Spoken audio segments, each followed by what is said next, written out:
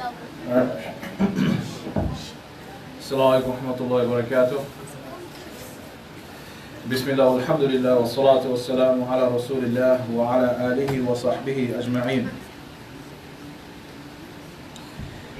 Inshallah ta'ala, tonight we're briefly look at a hadith that's the first hadith in Sahih al-Bukhari and Muslim, and also first hadith in many books that various authors have written. They always quote this hadith in the beginning of their books. And this is the famous hadith which Umar radiallahu anhu said that the Messenger sallallahu alayhi wa sallam said, إِنَّمَا الْأَعْمَالُ بِالنِّيَّاتِ وَإِنَّمَا لِكُلِّ امْرِئٍ مَّا نَوَى فَمَنْ كَانَتْ هِجْرَتُهُ إِلَى اللَّهِ وَرَسُولِهِ فهجرته إلى الله ورسوله ومن كانت هجرته للدنيا يصيبها أو امرأة ينكحها فهجرته إلى ما هاجر إليه. That the Prophet ﷺ said, indeed, the reward of deeds depends upon the intentions, and indeed every person will get the reward according to what he has intended. So whoever emigrates to Allah and His Messenger, his emigration is for Allah and His Messenger, and whoever emigrated for worldly benefits or for a woman to marry, then his emigration is for whatever he has emigrated for. This hadith is one of the most comprehensive hadith in our religion. And as Imam Abu Dawood, rahimahullah, he mentioned that this hadith is actually half of your faith. A half of our faith is this hadith because it involves the concept of niyyah, intentions. And as we know, in Islam, we have the internal aspects and the outer aspects. The outer aspects are the actions that we do, like salah, siyam, hajj, and so on and so forth. The inner aspect is the actions of the heart, which is our niyyah, our intention, our sincerity. So definitely this is half of your Islamic practices. And therefore, having the correct understanding of this hadith is extremely important, since it's almost half of your faith. And the reason behind this hadith, before we go into the meaning, it's been recorded in Tabarani, which is another collection of hadith book of collection of hadith. Abdullah ibn Mas'ud radiallahu anhu, he said that this statement was made by the Prophet sallallahu alaihi wasallam specifically regarding an incident, but generally speaking this applies to all situations, to all people. And it was about a man who wanted to marry Qais, but she had refused, radiallahu anha, she had refused to marry the man unless he became Muslim and also made the hijrah with Rasulullah sallallahu alaihi wasallam. So she was Muslim, she became Muslim, took the shahada, accepted Islam, but the man that used to love her from Jahiliyyah still wanted to marry her, but she said, I'm Muslim now, you're a mushrik. The only way I can marry you, you have to accept this message from Muhammad sallallahu alaihi wasallam and make the hijrah to Medina with us. So that's when the Prophet sallallahu alaihi wasallam made this statement. But of course, this statement applies to all situations, to all Muslims, male and female. And here the Prophet sallallahu alaihi wasallam, he starts with that إِنَّمَا الْأَعْمَالُ بِالنِّيَّاتِ. Indeed, all actions are according to what they are intended for. So the innama restricts it. Just like this is similar to the use of the word innama in the Quran. Like for example, Allah says that innama sadaqatu lil fuqara'i wal masakin. Indeed, the zakat is for the fuqara, the extremely needy people, and the masakin, for the poor people. So when he says innama sadaqatu, he now restricts it, that indeed the charity, the zakat, is for such and such people. He gives the condition. So here the Prophet ﷺ, he gives the same restriction as well, that إِنَّمَا الْأَعْمَالُ بِالنِّيَّاتِ, that indeed any action that you do, the consequences or the main factor of the actions is your niyyah, is your intention. There's nothing else. So this is the key factor to all the actions that you do. And here, a'mal, this is the plural, of course. This is, he's not saying amal, that just one deed, but deeds. Any deed that you can think of, for every deed, the key factor is your niyyah, your intention. So, and of course here he's referring to acts of ibadah, worship, because worldly actions, drinking water, sitting on a chair, using a car, nobody has any type of intention that will really, religiously speaking, it's nothing related to the deen. But these are regarding actions of ibadah, acts of worship. So let's say you pray. Your prayer has to be, your niyyah has to be for the sake of Allah. Your fasting has to be for the sake of Allah. Your giving charity has to be for the sake of Allah. Your niyyah has to be clean. And niyyah, which we translate as intention, yani this is the goal. Any deed that you do, what is the goal? Why are you doing this? What's the purpose behind doing this act of worship? That's niyyah, your intention. And secondly, niyyah, the intention is an action of the heart. It's not an action of the tongue or the limbs. It's an action of the heart. So this is not something that you verbalize, right? No one says, like let's say when it comes to drinking water, no one's going to say, I intend to open the cap of this bottle and drink the water. No one does that, right? You have that feeling, that urge, you feel thirsty, you already have that intention to drink the water. Similarly, let's say we prayed Salatul Maghrib. When you made the wudu for Maghrib, that was already your intention. Why are you making wudu? Because you know it's time for Maghrib. I have to pray Maghrib. This is already your intention. You made the niyyah. It's an action of the heart, which then produces the action of the limbs. So you intend to give sadaqah, followed by the action. You actually now go and give $100, $200, whatever it is that you're giving in the fundraiser. You intend to pray salah. You start by making wudu, and then you go towards the salah, you stand for salah. Your intention is done. So the niyyah is an action of the heart, but the point is, for every action, for every amal, the key factor is that you have to have that niyyah. Otherwise it's not accepted. Let's give an example. Let's suppose today, from the time you woke up until right now at Maghrib time, maybe this is the first time you're eating some snacks. Can you just say, you know what, I didn't drink water or eat food all day today, khalas, I take that as if I fasted today? No, it's not going to work. You have to have the niyyah of fasting before you start the fasting. Okay, so likewise, every other act of ibadah. Like me and a brother were once joking about it, that sometimes what happens, a person maybe he did business with somebody, so he gets scammed, or somebody paid money to somebody for a certain work, the person didn't do it, he just ran off with the money. He'll come 2 years later, it's okay, I gave that money as sadaqah. It doesn't work that way. Sadaqah is, you have to intend to make the sadaqah before you give the money. Not that somebody stole your money and then 6 months later you say, you know what, since I lost that money, khalas, I give it fi sabilillah. That doesn't work that way. Allah's not going to accept that charity. And also, even if you had the intention, it wasn't charity. Somebody just robbed you. Right? So, for any type of action, any type of ibadah, you have to have that intention first.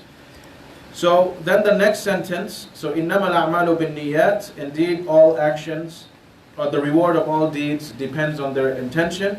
وَإِنَّمَا لِكُلِّ امْرِئٍ مَّا نَوَى, and indeed every person shall have what he intended for, the reward according to his intention.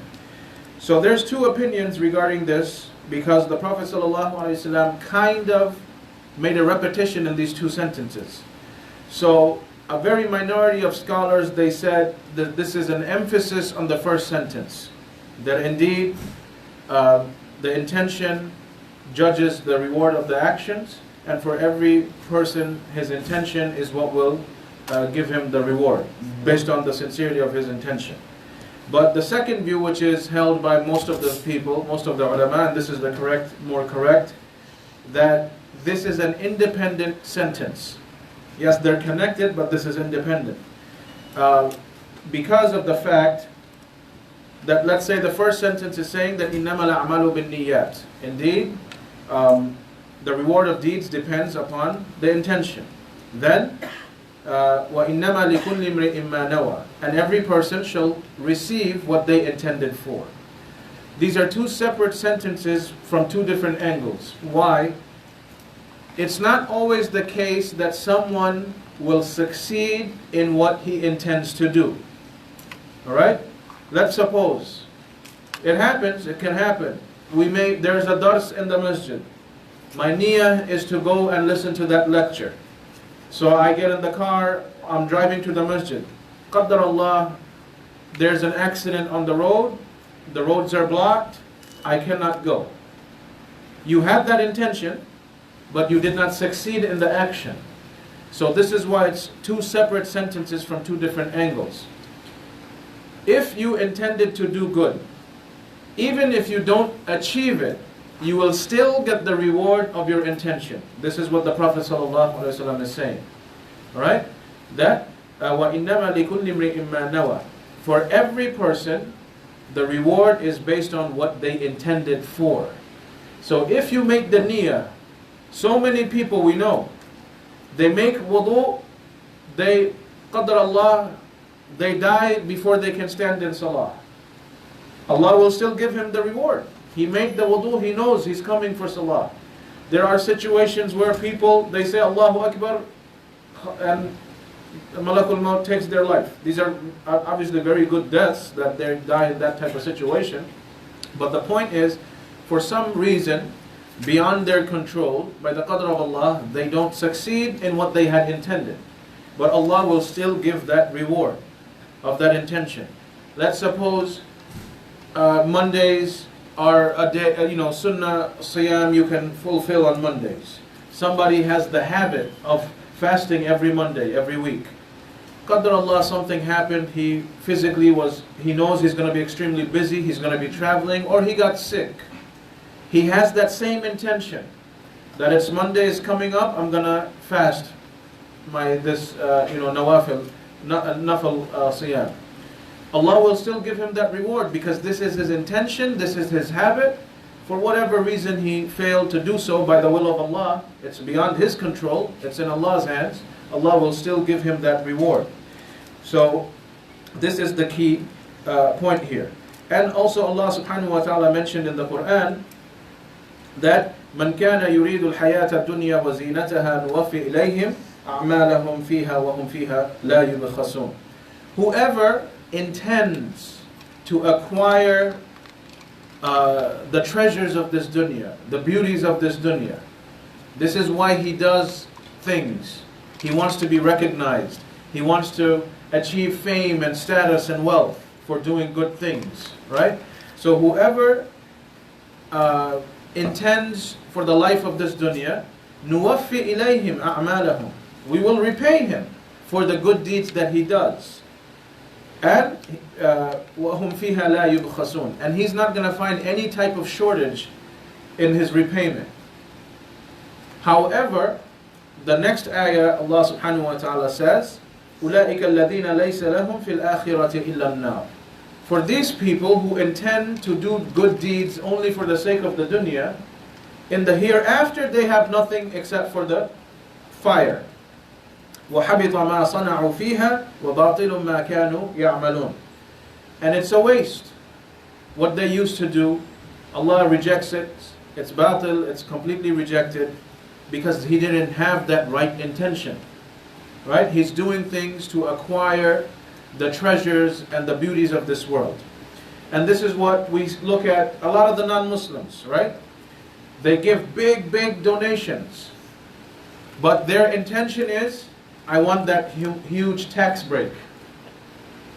So they do good to get something from the dunya in return. They're not thinking in terms of the hereafter because they don't believe in Allah properly. They get the tax break, they get the recognition, they get the fame. Like subhanAllah, it's everywhere, right? Oh, the Gates Foundation, Bill Gates and his wife, has donated 1,000 computers to the school. They put them on the media. You got your recognition. But he's not doing this for the hereafter. Right? So this is what Allah subhanahu wa ta'ala is saying. That anyone who does anything for whatever you intended for, if it's for the dunya, you'll get the repayment in the dunya. But the point is that the act of kindness and good deeds, Allah will surely repay it. Even He repays the kuffar, as we can see. Whenever they're doing good, Allah repays them. Like look at so many of these rich non-Muslims. They have charity foundations. They support so many good causes, cancer associations, mental health, disabilities, this, that, underprivileged people, whatever may be the case. So these things, whether it's a Muslim or a non-Muslim who does these acts of charity, Allah loves it. That they are looking after other people, not just themselves. But the difference is the Muslim, he does it fi sabilillah, thinking of the akhirah, and the non-Muslim, he just does it for the dunya recognition. So Allah gives them, and وَهُمْ فِيهَا لَا يُبْخَسُونَ. Subhanallah. Allah does not decrease the amount of reward by the least. They do it for the dunya, Allah gives them the full repayment in the dunya. Right? So this is the point of the Prophet ﷺ, that not everybody will always get what they intend for, or not everybody will have a clean intention, so on and so forth. So وَإِنَّمَا لِكُلِّ امْرِئٍ مَّا نَوَى. For every person is whatever they made the intention for. And intention is something, brothers and sisters, there can be 10 people, each of them giving $100 to the masjid. But the difference in niyyah can be the difference between the sama and the ard. We know this. And only Allah knows what's in people's hearts. Somebody could be doing it because he's pressured by his family. Somebody else is doing it because he wants to be seen by people. Someone else is doing it completely fi sabilillah. Another person, maybe he's giving it, but he's annoyed as to why he's giving it. He doesn't feel happy. Different people have different intentions. So everyone, each individual will get the intention and will get the reward based on their specific intention. And then the Prophet ﷺ, he also in a hadith, he mentioned when he was talking about intentions, in another incident, Abu Hurairah radiallahu anhu, he recalled, and this is a hadith that's collected in the Sunan of At-Tirmidhi. Abu Hurairah radiallahu anhu, he mentioned that the Prophet ﷺ said that إِنَّ أَوَّلَ النَّاسِ يُقْضَى فِيهِ يَوْمَ الْقِيَامَةِ ثَلَاثَةً. From all the people, 3 kinds of people will be the first to be judged on Yawm al-Qiyamah. 3 types of people. Alright? Then, and in another narration, he said, فَأَوَّلُ مَنْ يَدْعُو بِهِ رَجُلٌ جَمَعَ الْقُرْآنَ وَرَجُلٌ يَقْتَتِلُ فِي سَبِيلِ اللَّهِ وَرَجُلٌ كَثِيرُ الْمَالِ. The first ones to be called are the people who learned the Qur'an, who made jihad fi sabilillah, and who had a lot of wealth. These are the 3 types of people who will be brought on the Day of Judgment to be judged first, before anybody else. Right? So, Allah, فَيَقُولُ اللَّهُ لِلْقَارِئِ, Allah will tell the qari, the one who memorized the Qur'an, had beautiful tajweed, he used to recite, so on and so forth. أَلَمْ أُعَلِّمُكَ مَا أَنزَلْتُ عَلَى رَسُولِي. Did I not teach you that which I had revealed to my messenger? So Allah is going to question him. Because the teaching comes from Allah. Somebody can't learn, no matter how much effort you make, if Allah hasn't written the knowledge for you, you're not going to learn. So Allah is telling this qari, did I not teach you what was sent down to my messenger? قَالَ بَلَى يَا رَبِّي. So this person will tell Allah, yes, of course, my Lord.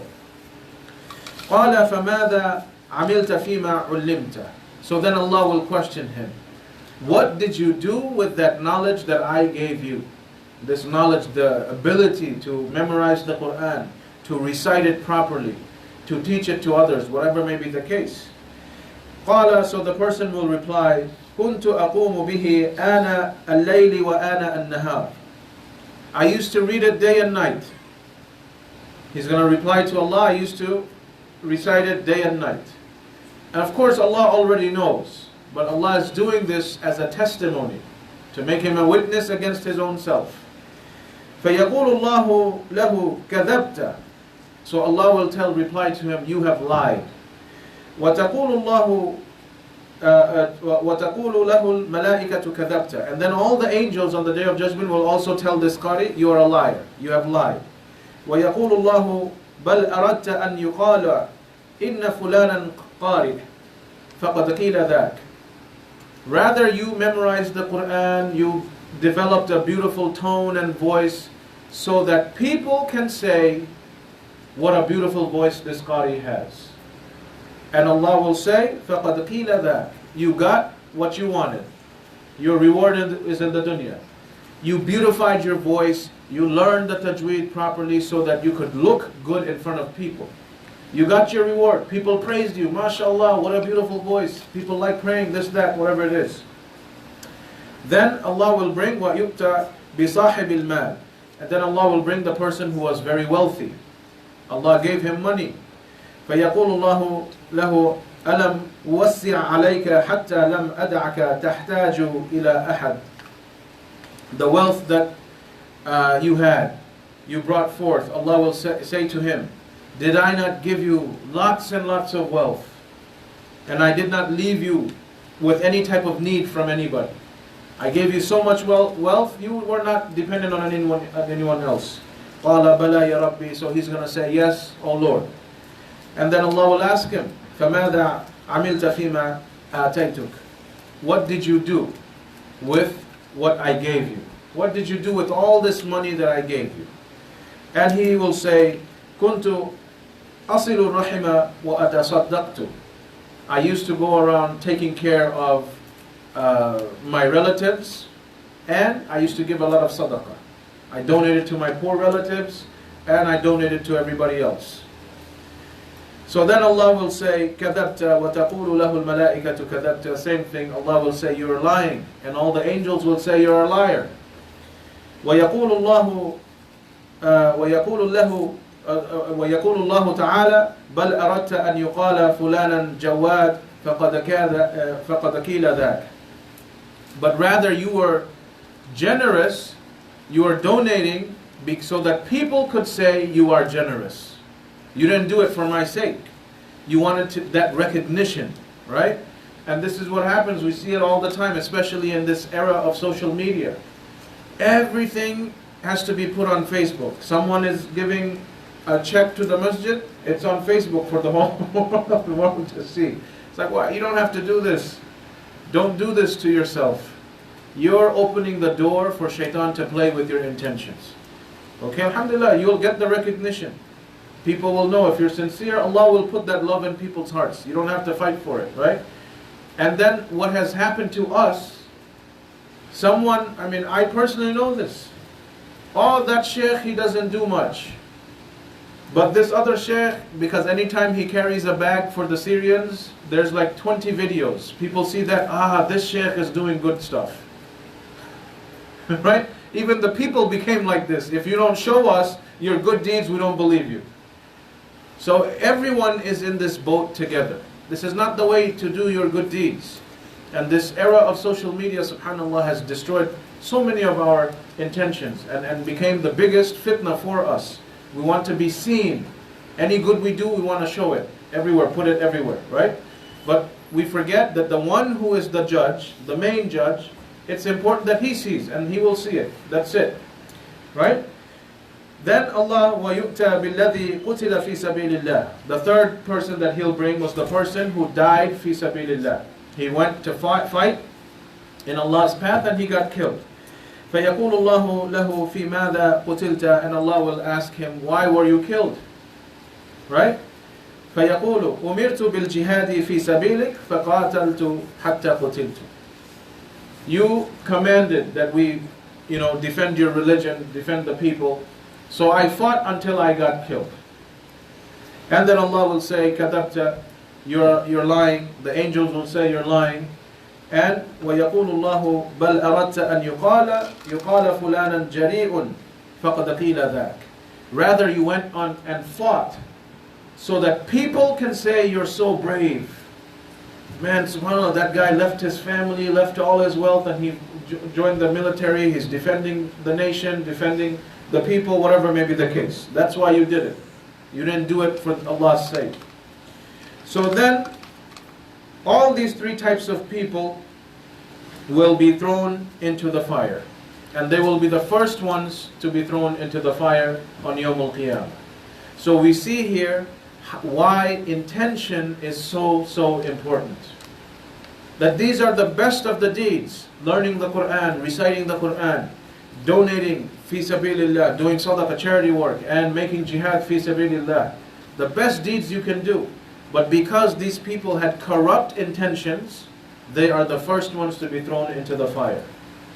Alright? So, إِنَّمَا لِكُلِّ امْرِئٍ مَّا نَوَى. For every person, their reward, their repayment is based on what they intend to do, or intended for. Then the Prophet ﷺ, he says that the same act can have different intentions and different rewards. فَمَنْ كَانَتْ هِجْرَتُهُ إِلَى اللَّهِ وَرَسُولِهِ فَهِجْرَتُهُ إِلَى اللَّهِ وَرَسُولِهِ. Whoever makes the hijrah, migration, for Allah and His Messenger, then his migration is for Allah and His Messenger.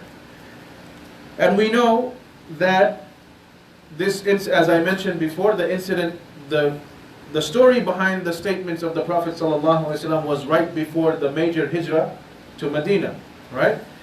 So he heard about the story of Qais. A man wants to marry her, therefore he took the shahada, now he wants to make the hijrah to Medina. So the Prophet ﷺ heard this, and he told the Sahaba, and in the process told all of us till the day of resurrection. If you make the hijrah for Allah's sake, and to be with the Messenger, then of course this is the right hijrah. This is the right migration. You're doing it for Allah and His Messenger. But if it's not, then of course it's for whatever you have intended for. So here the Prophet ﷺ, he makes a clear emphasis. The same action can be done by different people with different intentions, and only Allah knows. And Allah also mentioned this in the Quran, that وَمَنْ يَخْرُجْ مِنْ بَيْتِهِ, whoever leaves his house, muhajiran, as a muhajir, with the Prophet ﷺ, إِلَى اللَّهِ وَرَسُولِهِ, to Allah and His Messenger, ثُمَّ يُدْرِكْهُ الْمَوْتُ فَقَدْ وَقَعَ أَجْرُهُ عَلَى اللَّهِ. So Allah revealed this ayah. Whoever has made that intention, your hijrah is really for Allah and His Messenger. But in the process, from Mecca to Medina, you died. Allah will still give you the reward. Because your intention was truly for Allah and His Messenger. And this is the point that I was making earlier. That Allah, alimun bi dhati as-sudur, as Allah has mentioned in the Quran. He knows what is in the breasts of people. He knows what's in our hearts. He knows why we are here, what we're doing, for what reason. If your intention is good, regardless of what happens to you in the process, whether you succeed or fail, you'll still get the reward. You'll still get the reward for at least trying. You'll get the reward for having that good intention, for having that good thought. This is from the mercy of Allah subhanahu wa ta'ala, right? One of His names is Al-Wahhab. He gives without any limitations. This is what Wahhab means. There is no shortage. Allah is not going to lose anything by giving you and giving everybody else. He gives without any limit. So just having a good thought and a good intention is a means to earn reward from Allah. Just having that good thought. Then you actually walk towards making that good thought into action. You get the reward for that as well, even if you fail for some reason. And the Prophet ﷺ, he mentioned in another hadith in Bukhari and Muslim that الرَّجُلُ يُقَاتِلُ لِلْمَغْنَمِ, a person may go fight for the war booty. وَالرَّجُلُ يُقَاتِلُ لِلذِّكْرِ. Another person, he fights to be remembered. Right? وَالرَّجُلُ يُقَاتِلُ لِيُرَى مَكَانُهُ. Another person, he'll go fight to be seen by people. فَمَنْ فِي سَبِيلِ اللَّهِ. So then he asked, which one of them is for the path of Allah? قَالَ مَنْ قَاتِلَ لِتَكُونَ كَلِمَةُ اللَّهِ هِيَ الْعُلْيَا فَهُوَ فِي سَبِيلِ اللَّهِ. The one who fights only for the reason to make La ilaha illallah the foremost statement.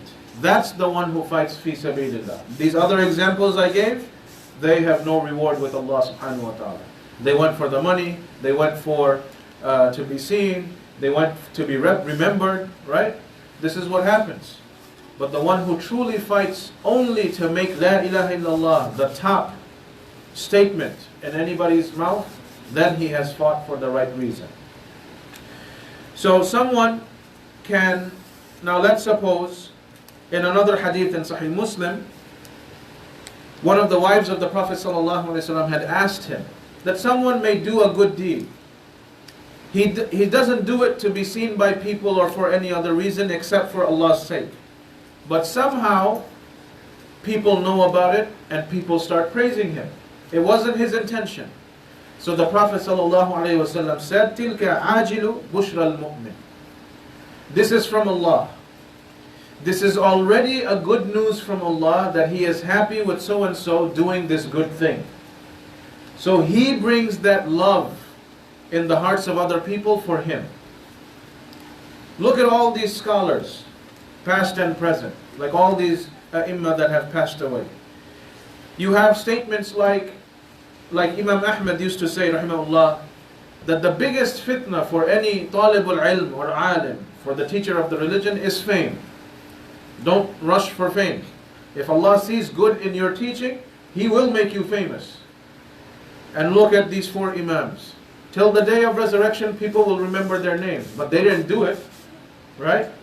And subhanallah, I know some brothers these days, even if they graduated from some jamia, they first ask when you want to invite them, how many people attend your Jummah?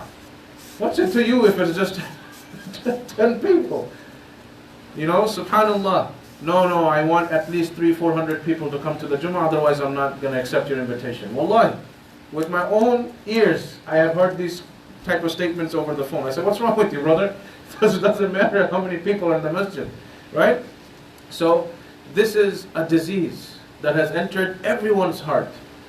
And it's very dangerous. So, these scholars, they never used to fight to be famous. And the most famous story that I can give, I mentioned this once a few months ago in a khutbah. When Shaykh Albani rahimahullah was alive, a person from Bangladesh went to meet with him. Right? You are the muhaddith of this generation, this, that, Shaykh, please come to Bangladesh. The national stadium will be booked for you. 100,000 people can sit there.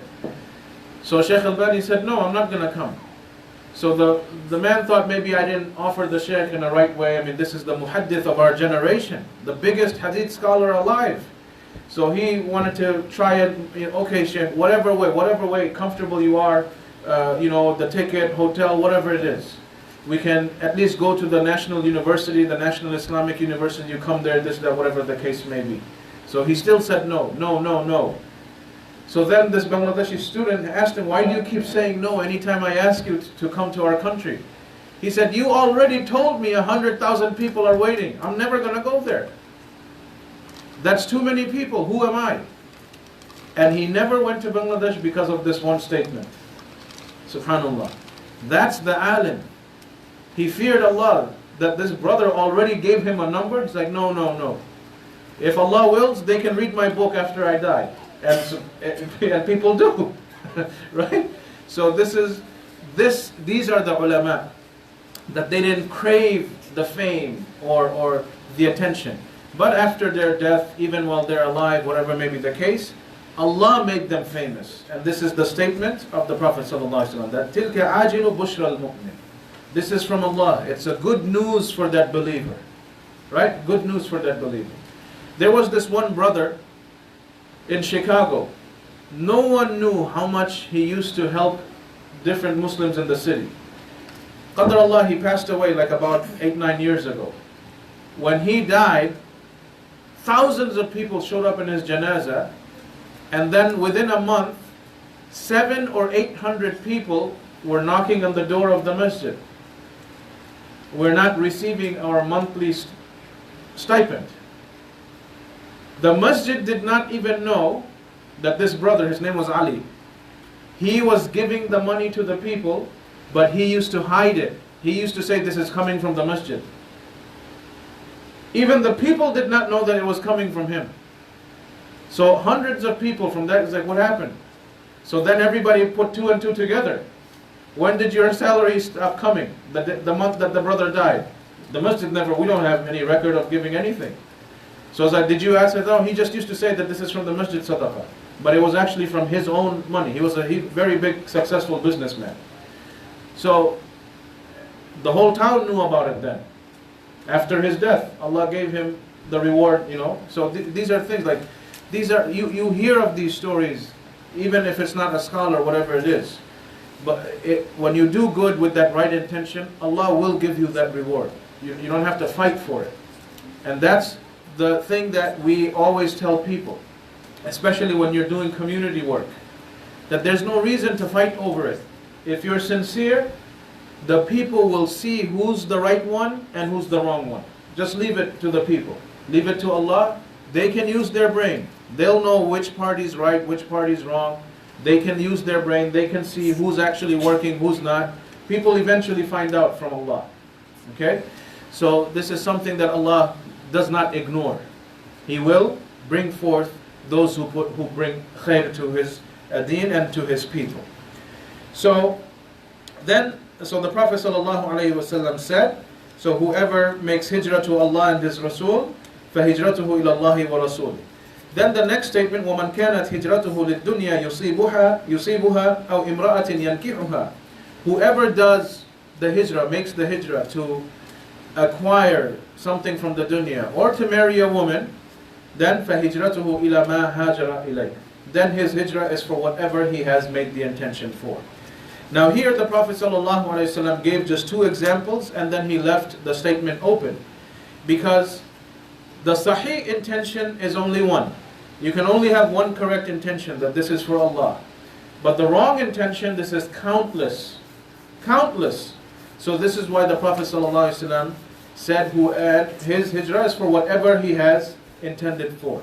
If he is making the hijrah for some worldly reason, or to marry a woman, then that's his reward for whatever he intends for. And this is something that unfortunately happens to a lot of the people. In good deeds, why do people's intention become messed up? Because they are running for the dunya. They want to do it for a dunya position or dunya fame, whatever may be the case. Or it's always because of a woman.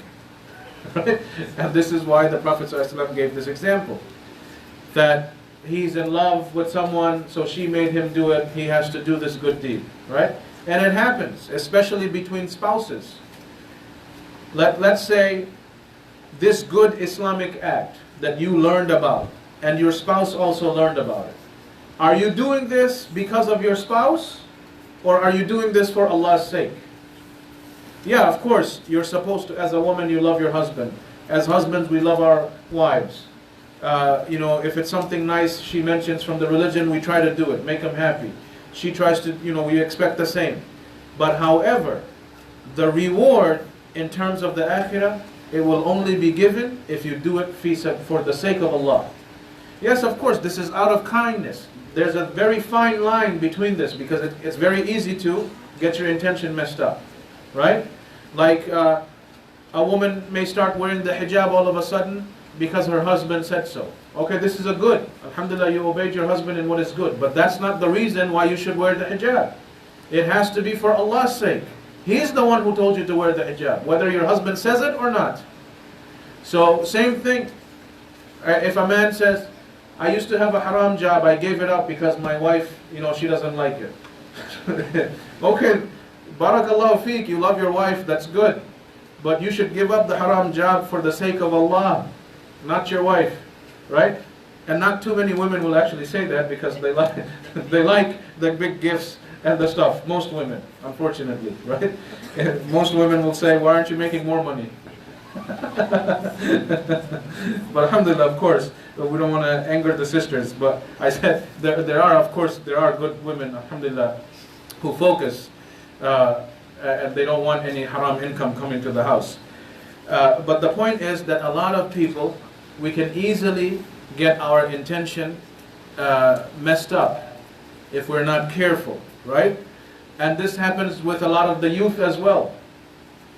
That especially, the college-going kids and this and that, all of a sudden somebody may come, oh, he wants to take his shahada. And why is he taking his shahada? So he can marry you? A lot of the times that's the case. Maybe a sister fell in love with a non-Muslim. Now they bring that non-Muslim to the masjid. Oh, Sheikh, make him say the shahada so we can get married tomorrow. It doesn't work that way. Right?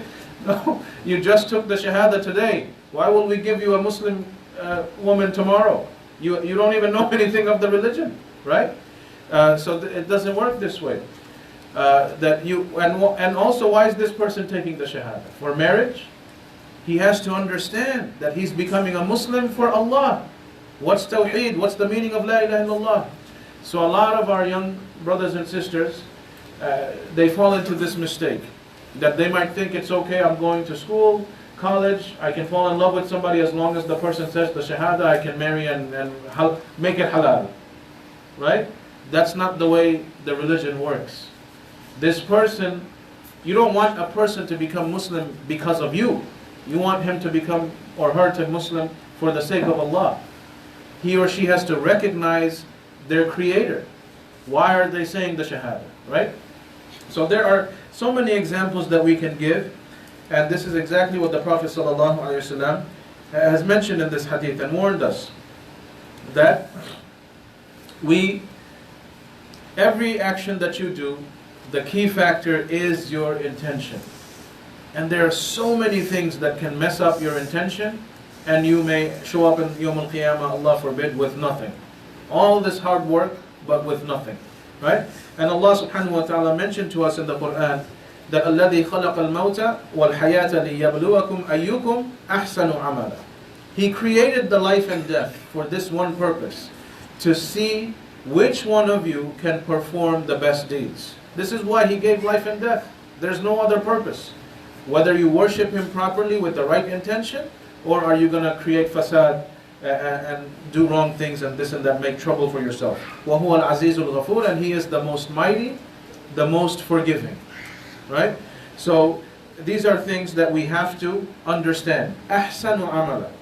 Who is the best in their deeds. And for any deed to be perfect, the number one criteria is your intention has to be clean. The niyyah and ikhlas, sincerity, they are synonymous. They go together. Your clean intention is the sincerity. Okay? So niyyah, ikhlas, these are interchangeable. That you have to have that sincere intention. Otherwise you have no reward for your deeds. In another hadith, the Prophet ﷺ mentioned, and it's collected in Sahih Muslim, that إِنَّ اللَّهَ لَا يَنْظُرُ إِلَى صُوَرِكُمْ وَأَمْوَالِكُمْ. Indeed, Allah doesn't look at your physical appearance, nor does He look at your wealth. He doesn't care what your skin color is or how much wealth you have. This is His decision. No one has any choice over their physical appearance, right? Allah is the one who decides this.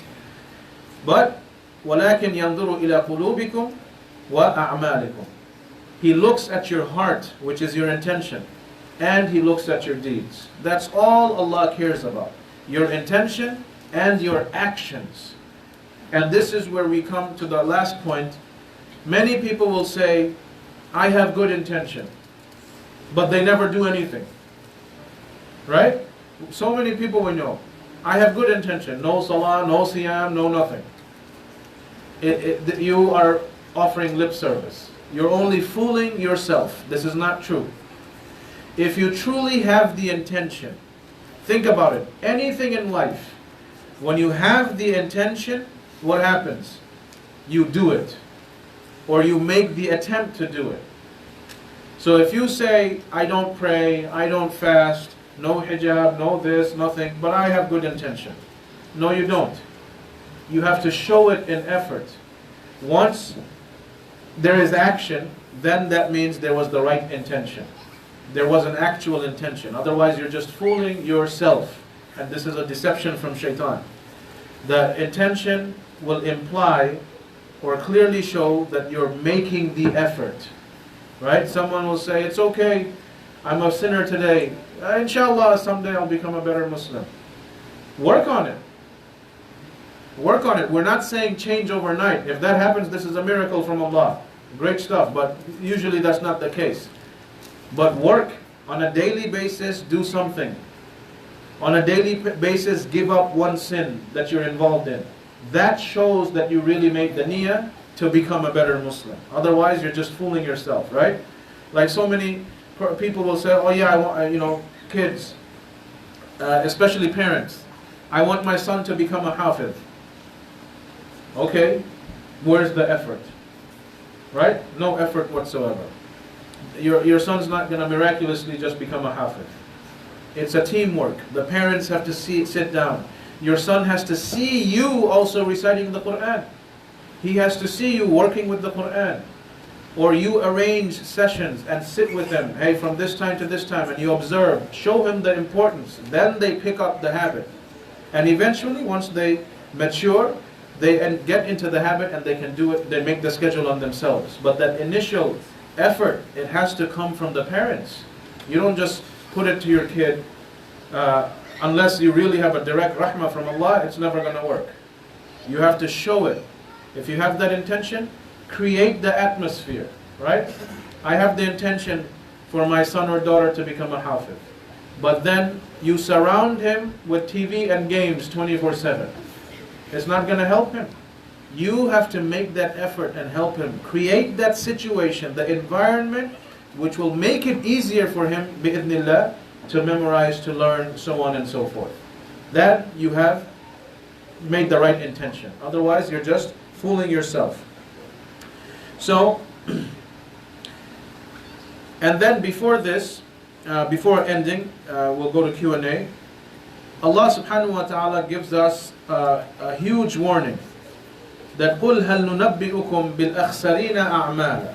Shall we tell you about the one who is the biggest loser, the greatest loser in terms of his deeds? الَّذِينَ ضَلَّ سَعْيُهُمْ فِي الْحَيَاةِ الدُّنْيَا وَهُمْ يَحْسَبُونَ أَنَّهُمْ يُحْسِنُونَ صُنْعًا. The one whose efforts was wasted in this life while they thought they were doing good. And then they come on Yawm al-Qiyamah and see that they have done nothing. So Allah is saying, this is the biggest loser. He actually spent effort. He worked really hard in this life to do those good deeds, but his intention was wrong, or he was literally doing the wrong thing, thinking it's right. Like basically, the people who fall into bid'ah as well. They're thinking that the bid'ah that they're doing is something religious. They have no idea that this is wrong. They're making their effort, right? Like let's suppose, let's say, Muharram is coming. All right, inshallah, on Thursday I'll give a lecture on Muharram. You have all these Shias, they're beating themselves, cutting themselves up, screaming, Ya Hussein, Ya Hassan, This is effort.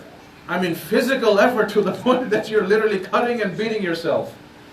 Right? Lots of effort, but it's a waste. But they think that this is the right thing to do.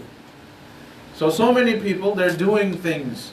Either the action is wrong in and of itself, or they had the wrong intention while doing the right thing, and they show up on Yawm al-Qiyamah with nothing whatsoever. This is the biggest loser. So this is a severe warning that we ask Allah subhanahu wa ta'ala to protect our hearts, to cleanse our hearts, that we may not be from these type of khasirun on Yawm al-Qiyamah. So we have about 15 minutes until adhan, so any questions, brothers, raise your hand, and the sisters can pass there. Yes. Yeah, we missed him for 3 weeks. We'll give him the first question. Wa alaikum salam. If my intention is pure to pray to Allah subhanahu wa ta'ala and I get a gathering of people to do Khatm Quran or to recite certain ayah 125,000 times or whatever, that is okay because meditation is right. Yeah, so the brother's asking that if I have a good intention, like let's say I want to gather a few people, we all recite certain ayat in the Quran certain number of times. This is a good act, I intend to do good. Intention by itself is not enough. And this is what I just briefly mentioned before ending. When you intend to do good, the action also has to be good, meaning it has to be found within the realm of Islam, either in the Quran or Sunnah, right? Someone can't just say, I'm going to steal from the rich and give it to the poor. Become Robin Hood, right? No, this is haram. Even though your intention is good, you want to feed the poor people, but the action is haram. You're stealing, right? So same thing. Gathering together, reciting ayat, do a khatmi Quran for this reason, this many times, these are not found in the Sunnah whatsoever. The Prophet ﷺ never did this, meaning this is a bid'ah. So even if you intend to do good, the action also has to be good, right? So both things. The inner aspect is the proper niyyah, the outer aspect is the proper action, right? So that clarifies, inshallah. Okay, this is a good question. Are the dividers that separate the men and women during salah something that was used long ago during the Prophet ﷺ? During the time of the Prophet ﷺ, there was no divider. There was no divider. The door of the masjid for the men was in the front, and another door for the women was in the back. So they would come from two different directions. Okay, that's one point. And the women, of course, they start their lines from the back. The men start their lines from the front, right? So when women enter the prayer area, they start lining up from the absolute back. The men start from the very front row right behind the Imam, and then they go this way, right? That's one point. So there was no divider during the time of the Prophet ﷺ. However, because everybody followed rules and regulation, not a single woman showed up without the proper hijab. And also the men knew when they made taslim, every man, every sahaba used to wait until the women left the masjid from the back door. Then they'll turn around. So both men and women followed the guidelines. That's why there was no divider during the time of the Prophet ﷺ. Why did the ulama introduce dividers in our generation? Because we have women who don't wear the right dress, and we also have men who don't have the right intention. So to preserve the sanctity of the musalla area, the ulama said make the dividers to prevent the fitna. But if we can go back to how things used to be, mashallah, tabarakallah, excellent. But that's not the case, right? And in places like Mecca and Medina, it's just too many people. Millions of people are showing up. Literally, women are here, men are there, side by side. But still, even when you go to Mecca, there's still subdividers, little dividers for the women, right? Even though everybody, alhamdulillah, no woman shows up there not dressed properly, right? Alhamdulillah. But still, you still have evil men there with the wrong intentions, this, that. But this is how it's supposed to be done. That if everybody follows this proper rules and regulations, then of course there is no need for the divider when we're praying.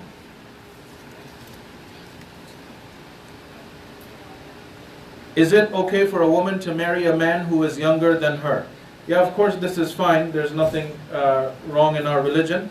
Like even the Prophet ﷺ himself, Khadija radiallahu anha was a few years older than her. So this is nothing wrong in our religion. But you also want to make sure, sister, because we have to be honest, you might be 25 and you want to marry a 23-year-old man. His level of maturity might be like a 15-year-old. You don't want to do that, all right? So if you are a little bit older, you want to make sure that the man is actually mature enough to be the amir over you. Okay, so that's something you want to keep in mind. You mentioned how social media has become a fitna. What can you advise those who post every feeling that they are going through and personal pictures, especially the husband and wife? Yeah, of course, this is something that we're not supposed to do, and the scholars are always advising that people use these social media medium in a balanced manner, right? Like not to put your personal life all out there for the whole world to see, right? This is not, I mean, not everybody in this world wants good for you. This is a way to attract al-ayn and hasad and things like that. Not everybody wants good for you. Not everybody cares for you. Simply put, this is the reality. So you're not supposed to do that, Islamically speaking. It's just you're going to attract unwanted attention, which can then cause you harm. Secondly, also, social media is not the place for you to go on a personal rant, which what people do, right? Like so many people I see that they waste hours in the day. What are you guys doing? I'm fighting. One person is trolling another person, and this person is fighting over this person in the comments. One person has to go on every page, like 20, 30 page. I have to get my comment across. This is a waste of life. Arguing. Use it for beneficial reasons, no problem, right? There are so many Facebook pages. You can learn something. Even if it's not fully Islamic, you can learn something beneficial about life, about something. On YouTube, right? Let's say if you have a car, you can watch YouTube videos how to do your own car maintenance. You learn something that benefits you in life, not just wasting watching this vine and that vine, right? It's a waste. There are, so many things on social media. You got math problems, Google it, watch it. There's like math professors showing this algebra, this thing, this, like use it for your advantage. Right now, learning has become very easy nowadays. But unfortunately, most people use the social media to waste their life, to bicker, to fight, and to just cause more problems for each other and for others.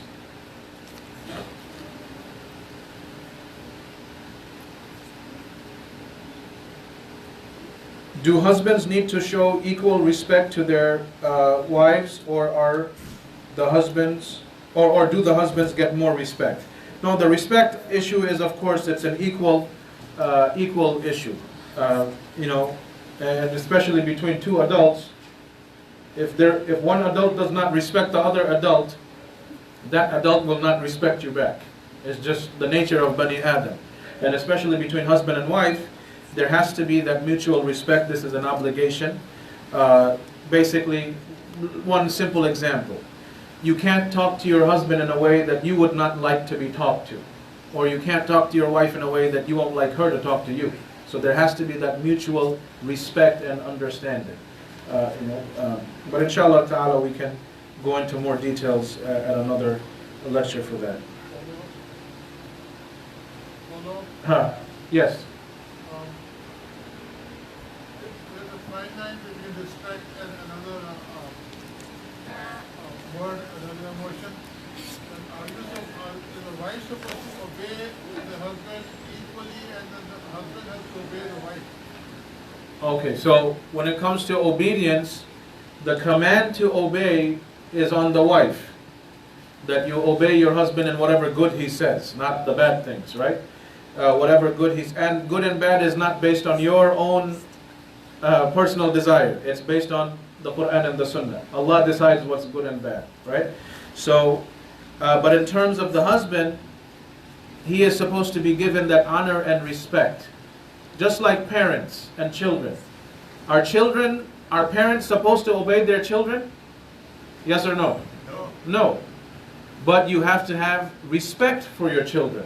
You have to treat them like human beings, right? Don't just treat your children like animals. That's just going to affect them. But children are obligated to obey their parents. So this is the same kind of relationship. The wife obeys the husband gives that honor and respect. That you وَعَاشِرُهُنَّ بِالْمَعْرُوفِ. Allah is commanding the men, you live with your wife bil-ma'ruf. This is the best word you can use. Like, the most honor and respect. But when it comes to ta'ah, obedience, Allah directed the women to do that for the husband. But the husband has to live in honorable, respectful manner. Okay? So this is how the commands have been made by Allah subhanahu wa ta'ala. Because you can't have two leaders in one home. Who's going to obey who? So there has to be a chain of command. And again, that decision comes from Allah, not from our own whims and desires. So Allah is the one who put that chain of command. The authority in the house is the man, the father figure. Right? So the wife, the children obey the man. But the man has to show honor and respect to his wife and children. Right? What to do with disobedient kids who always say no to parents? Sometimes you have to smack them lightly.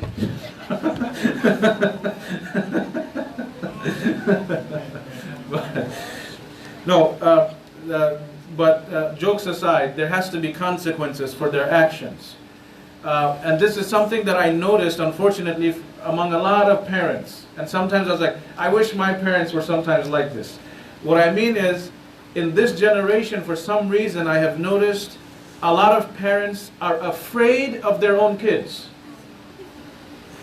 Don't do this. This is not from Islam. Your children are supposed to be afraid of you, not the other way around. And the children, they're very smart. They'll know very well, my dad's actually scared of me. My mom's scared of me. She might yell, but she's not going to go the full way. So this is not the way to raise the children, all right? Because to a certain age, they don't understand the concept of fear of Allah. They don't. But they understand the fear of the parents. As they grow older, they develop the concept of taqwa. Even though your parents aren't watching you in high school and college, Allah can watch you. That comes with age. A 5-year-old is not going to understand that. Okay?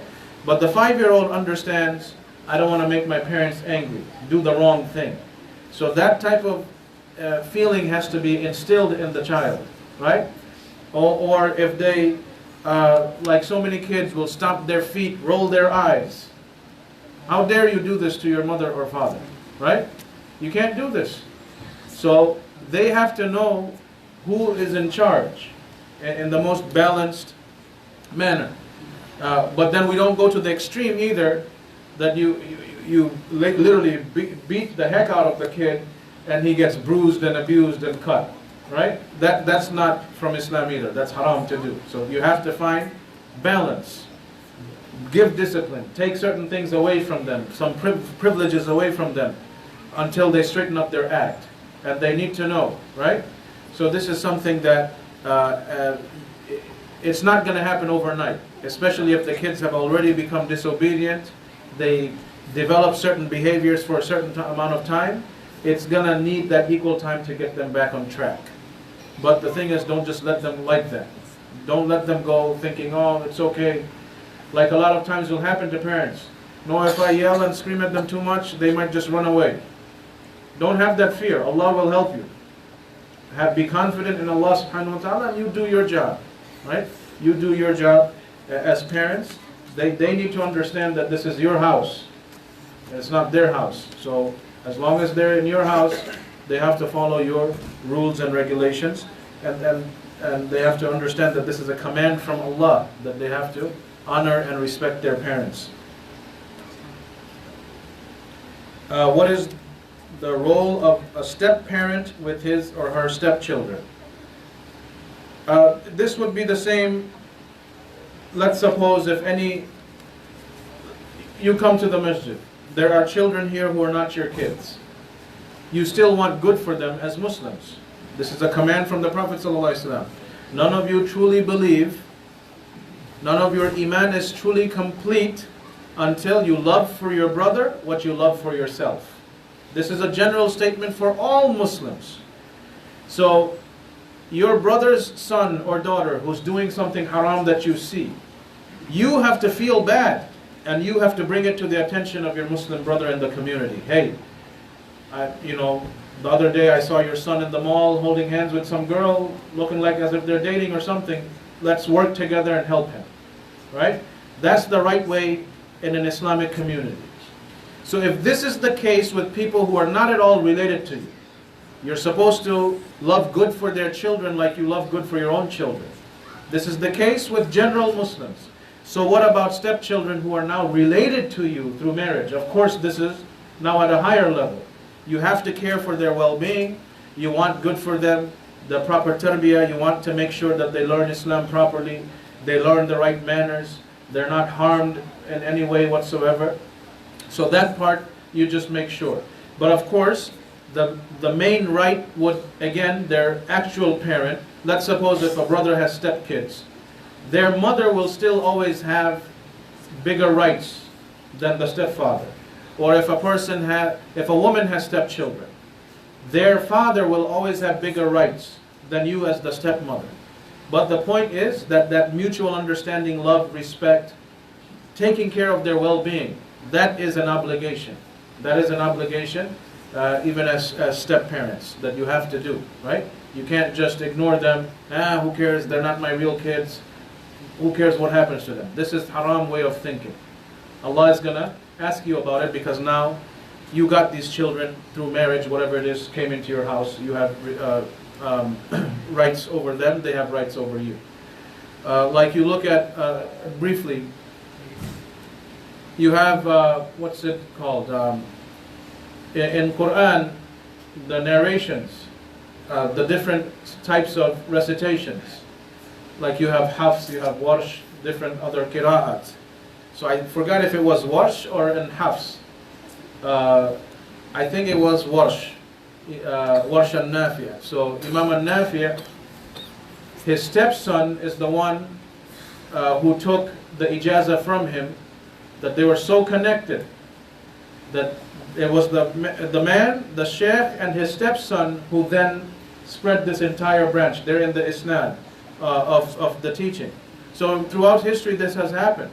People, connected with their stepchildren in that manner, that they were their best students. Some of the scholars' best students were their own stepchildren. So this is something that we keep a balance. And I know, especially in our times, there's a lot of cases like this. Maybe people get divorced, then they marry someone else, and then both sides have stepchildren and actual children. So this is something that needs to be talked about properly in more details, because there are Islamic rules and regulations to this. And it's happening a lot. Or also a lot of brothers and sisters who take their shahada, come into Islam. Maybe they have a few kids before they became Muslim. Now they marry a Muslim.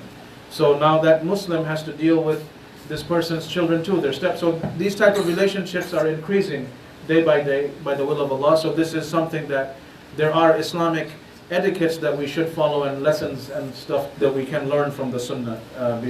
But generally speaking, it's about the mutual care, love, honor, respect, and the well-being that we have to take. So just a correction, it was about Imam Hafs and Hafs and Asim. So Asim and Imam Hafs were the stepfather-stepson relationship. Okay, so if a woman remarries, does she have to give up custody of her children to the father even if he is a disbeliever? The general rule, the Prophet ﷺ said in the hadith in Abu Dawood and others, when a woman gets divorced, the children who are 7 and below, they stay with the mother. Because how is a man going to take care of a 5-year-old or an infant? The mother is the main caretaker to that age. After the child reaches the age of 7, the child has the choice. Do you want to share living with your mother and father, or do you want to stay with your mother, or do you want to completely go to your father, whatever the case. And this is the rahmah of Islam, that the child has a say in what he or she wants. This is from Islam. But in these laws, what happens a lot of times, nobody cares. The child unjustly is taken away from the good parent, right? But Islam focuses on the feelings of every individual. So the mother is the most important person to the children until the age of 7. So even if if a couple gets divorced, the children stay with the mother until the age of 7. So long as she does not remarry. This is the end of the hadith. If she remarries, the children go to their father, because the woman is now entering a new household. She has new responsibilities. This is a new home. Okay? But this is the general rule. The exception to the rule is if the father is a kafir, or if the father is a very negative influence Islamically, then, Islamically speaking, they still stay with the mother and the stepfather.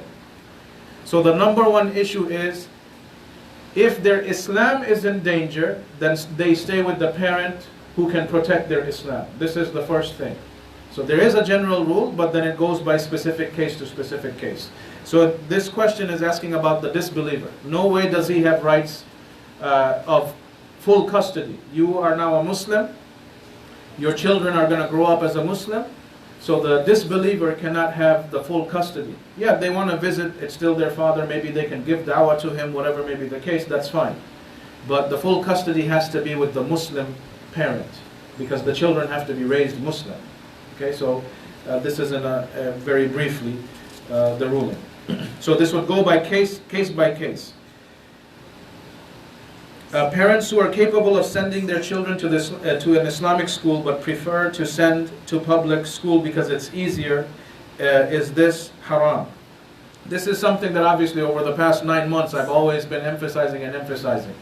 This is something that you really, really have to stop doing. That kids, either you homeschool them or you send them to an Islamic school, a Muslim school. Okay? So this is something. There is no ifs and buts. You are not going to hear any of the ulama from the East saying it's okay for Muslim parents to send their Muslim children to an ocean of disbelievers. No alim will say this is correct. No one. So rather they emphasize, you have to build Muslim institutions, because this is the way to protect your children. Right? I mean, so many things. Like, let's just say in this one community, I think it was a year, 2 years ago, I forgot. I think one girl even committed suicide, right? Yeah, even though I was a visitor, I used to know all these things. So, these, from a Muslim family, she ended up committing suicide because she used to get bullied in her school. There are so many problems that happen, right? Drugs is one thing, the zina, the bullying, all sorts of things. And the biggest issue is atheism. That's the number one thing. That many of our Muslim children, they end up losing their Islam. So many kids, they lose their Islam, or they're confused about Allah, about the Quran. It's not worth it. It is not worth it. What are you going to say to Allah on Yawm al-Qiyamah? If you lose your children, even if somebody paid you $1 billion, ask those parents who have lost their children. They'll literally do anything to get their children back. But no money can bring that child back. They know. So all you have to do is just look around. There are brothers and sisters who are suffering because their daughter or son left. That's it, khalas. So this is something that you don't want other children to fall into.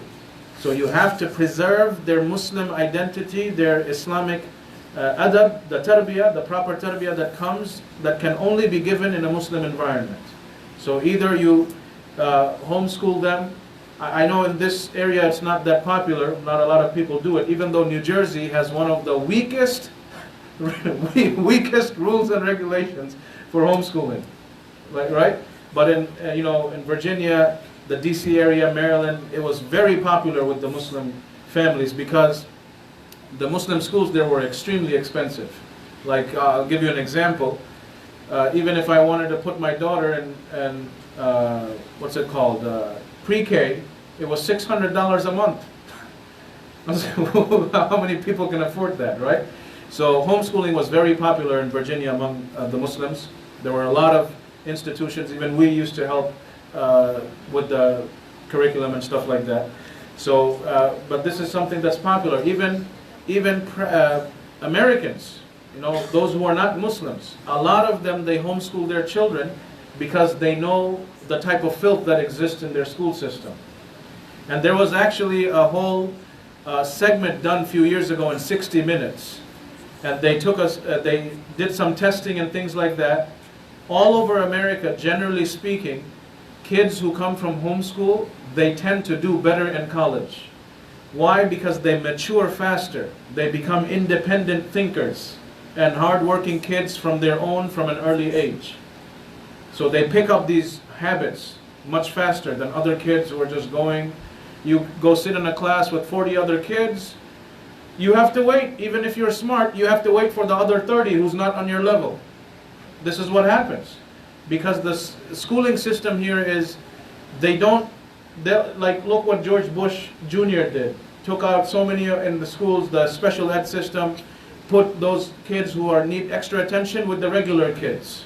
Just completely corrupted the whole structure. Kids who need extra attention should get extra attention, right? That no child left behind thing that he made. But whatever the case, these are the least effects. The biggest effect is in terms of Islam and their overall character, that they lose so many children. Just like I was mentioning yesterday in the khutbah in the masjid. In Jummah we only have what, 20, 30 young teenagers come? Are you trying to tell me in the whole city of Atlantic City, those are the only Muslim boys, just 20 or 30 of them? No, there's hundreds of them. Even in summer, they don't show up in Jummah. Because they don't care. They don't know the values of Salah or Siyam or Islam. And this is what they picked up from the public school system, right? You have Jews who have private schools, Catholics have private schools. So the Muslims should get serious and focus. If other religions can, they understand the importance of their religious beliefs and then they make a school system for their own children to preserve their beliefs, we should do the same thing too. We have to. For us it's a bit more of an obligation because Allah will ask us on the Day of Judgment. Alright, last one. Those who have the intention to go back to school just to hook up with someone and not really for education, what do you advise?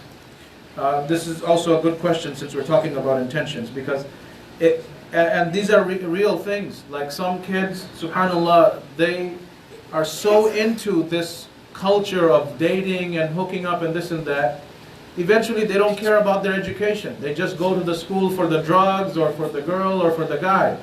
This is all what they're doing for. And this happens even in Muslim countries. Everywhere. Once a kid goes out of line and has really gone far astray, he's not or she's not even thinking of education. Doesn't care at all except for that haram thing, because shaitan has made this person now obsessed. So any opportunity they get, this is what they want.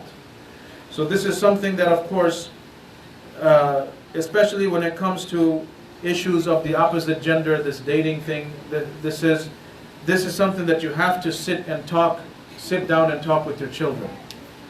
That listen, if you're 16, 17 years old, rather than running off or this or that, we can help you in a legal way. We can help you in an Islamic way. Let's work together, right? They have to understand, like they watch these Disney cartoons and this and that, these teenage princesses looking for their Prince Charming, but in reality, how many teenagers are with their boyfriends 2 years from now? No one, right? No one.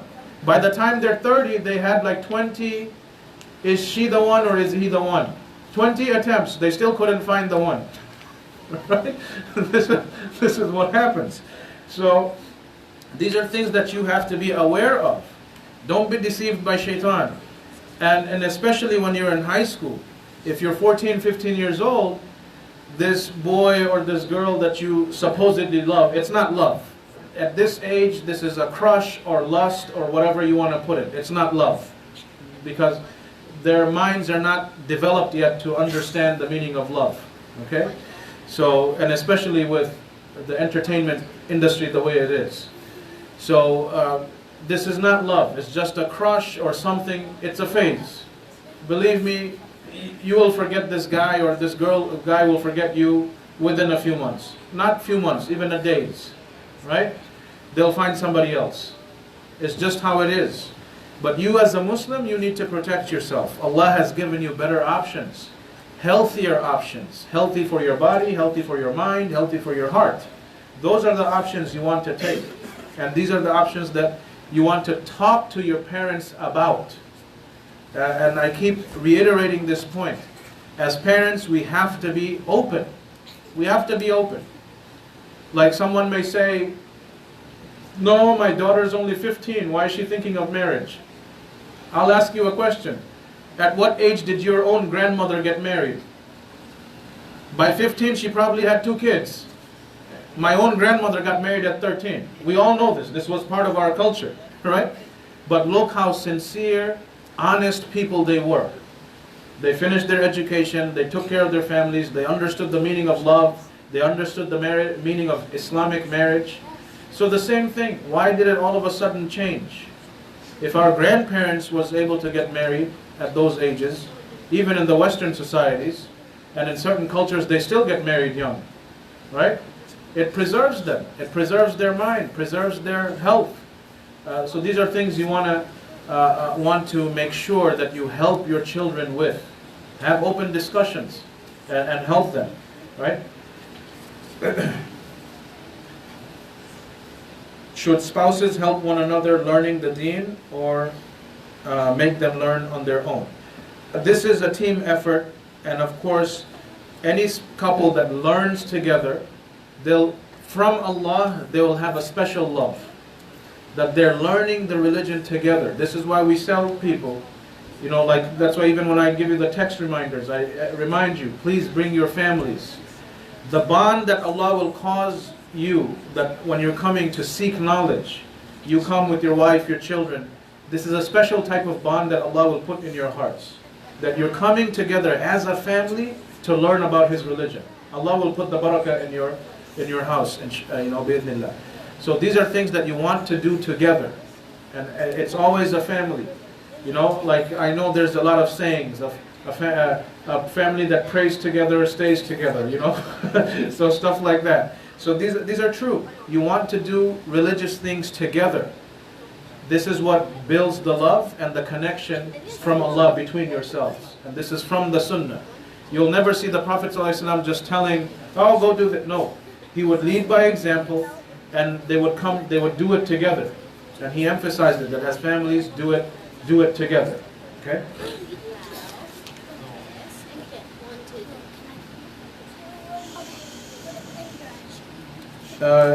If a couple are arguing and disagreeing, should they seek counseling or just divorce? Divorce is always the last option. That's the last resort. So you want to try every avenue before that, which of course starts with counseling. So, and again, if you already don't know, this is one of the purposes why I'm here. Feel free, inshallah, to make an appointment with me for these marital counseling issues. So this is something, this is one of my jobs. So don't worry, you're not going to bother me. I'll happily do it, inshallah. Free.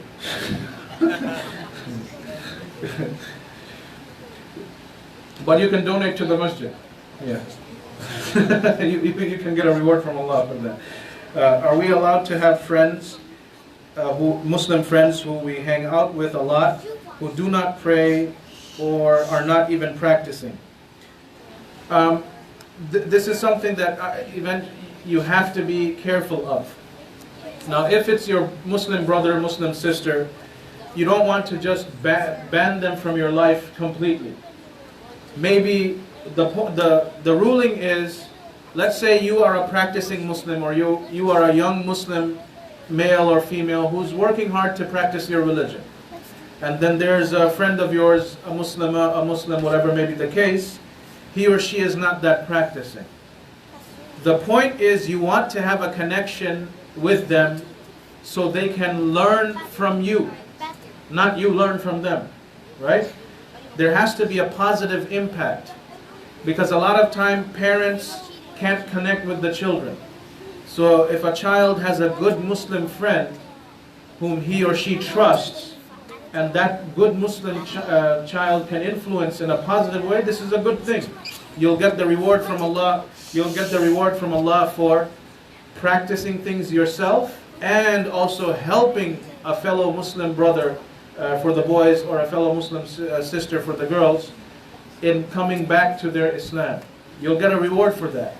But if you see that hanging around with that person is negatively influencing you, that's when you have to say, this is not for me. I'm not strong enough to influence him. He's influencing me. That's when you separate the ways and just leave it to Allah. So you have to protect your own self. But if you see that he's not affecting you negatively, and he sometimes, maybe he doesn't pray, but when you're hanging around with him, seeing you pray, he feels confident to pray. This is good. Don't give up that friendship. Or if you tell him you can actually bring him to the masjid to these lectures, that's good. You want to keep at it, keep at it. Don't just shun right away. Because again, we want to love for our brother what we love for ourselves.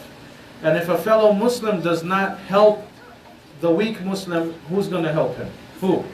So we have to think of it that way, that this is how you build the community. You don't just start shunning left and right, right? So this is something that we have to do. But the point is, if you see yourself negatively being influenced, this specific task is not for you, someone else has to do it. So don't lose your own Islam trying to help somebody else. That's the key point, and that's the condition. Yeah. Use the word him a lot. The question came from the Yeah, so it applies to the sisters as well, as I mentioned. So if it's a Muslim is struggling, so let's give an example. Let's suppose if you are wearing the hijab, but your Muslim, the sister who's your friend doesn't. Maybe she's not listening to her mom, but you can have that positive influence. You can influence her in a right way. You're someone of her age group, facing the same things in life. You can have a bigger impact on that person. So you want to keep that door open. Don't just completely close it. Then this person will completely be lost. All right, last question, and then we'll give the event. Okay, some kids are playing with their phone and not listening to the lecture. Maybe they're watching the lecture on Facebook. We have pizza, inshallah. So, okay, last question from brother. I don't know the date of the voice, but to clarify, as a man, can I hang out with a girl with the hopes of influencing her? No. So this is a good question. That as a Muslim young male, of course, you're not supposed to have female friends, and the girls are not supposed to have male friends. Friends have to be from your gender. This is to protect everyone's Islam. Because either today or tomorrow, shaitan will make you trip and you're going to fall into haram. So friendship is with your same gender. You have to stay, because the person, you're going to school, you're Muhammad, she's Aisha, you guys are not mahrams for each other, okay? So you have to, she and everybody else is the same. You're not a mahram, so you guys can't be friends, right? So this is something that you have to be careful of. All right, inshallah. So we can eat after praying Isha? No, we can call that. Yeah, call the adhan, inshallah. Okay.